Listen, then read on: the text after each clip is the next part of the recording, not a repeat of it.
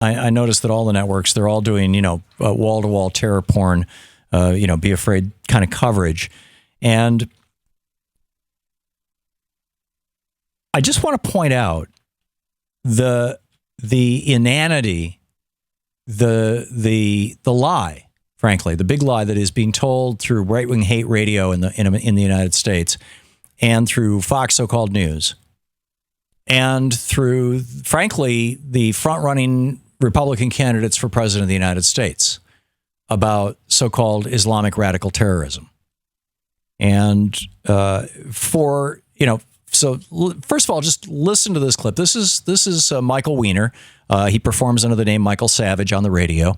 And Michael Weiner talking about how the terrorism in the world that we here in the United States has to be hysterical about, and thus, vote for some Republican who's going to be tough on terror.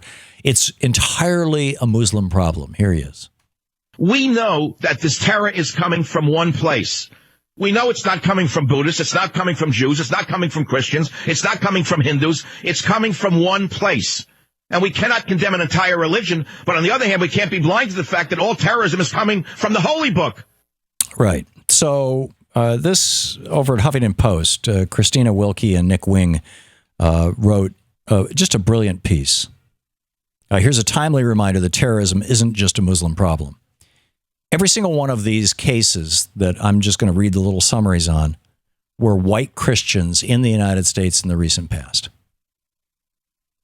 Federal authorities arrested 2 men after they allegedly tried to buy an automatic weapon, explosives, and pistols with a silencer from undercover agents. The men had allegedly discussed a plot to attack houses of worship, which they justified as a necessary assault in a war between cultures.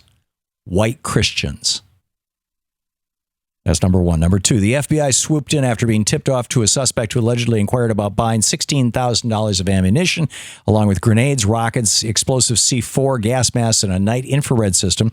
Authorities said the man later bought at least 4 grenades from a federal undercover agent and suggested he was stockpiling weapons in order to further his worldview. A white Christian. 4 men were arrested after federal authorities uncovered an alleged plot to obtain explosives and manufacture the biological toxin ricin to carry out attacks and assassinations in multiple American cities, all in the name of their extremist ideology. A white Christian. Federal authorities arrested 3 men who were allegedly manufacturing explosives and purchasing weaponry and body armor in order to kill members of the U.S. military and law enforcement officers who they believed were threatening their way of life, according to authorities. White Christians. FBI agents said they broke up a terror plot after a search turned up suspected pipe bombs, Molotov cocktails, and guns at a man's home. The FBI said the man had discussed setting off explosives at the police department. Authorities claimed he was part of a local cell that had extremist views. White Christians. Number 6, police and FBI agents conducted a raid on a house after confidential informants revealed that its owner had discussed plans to go on a killing spree targeting members of law enforcement and civilians. Authorities expected to find explosives, booby traps, and assault rifles, but an extensive search turned up other firearms. White Christians. A man was charged with allegedly inspiring a plot to lay siege to a community with assault rifles, firebombs, and machetes. He believed the attack was necessary to protect his own people, authorities said. White Christians. Police found 20 improvised explosives. Every single one of these is a different news story from a different time over the last year or so. Police found about 20 improvised explosive devices at the house of a man who had earlier been arrested. Federal officials also, these are IEDs, 20 of them. Federal officials also claimed to have found literature suggesting the suspect had been planning a holy war and was actively spreading his extremist views in his community. White Christian. An 18-year-old was arrested for allegedly amassing an arsenal, including machine guns, semi-automatics, armor-piercing ammunition, and silencers with plans to carry out an attack. Officials said that the teen's social media accounts were littered with hate speech against the people he may have intended to target. He was a white Christian. And then, at the end of this, it's a brilliant article over at Huffington Post by Wing and Wilkie. They write, these cases speak to a broader trend of domestic terrorism motivated by white supremacy and right-wing extremism that has been far less widely recognized. I would say it's been recognized. It just hasn't been spoken of. It's being ignored. Well, I guess recognize is just as good a word as anyhow. Far less widely recognized than instances of terrorism in the name of Islam.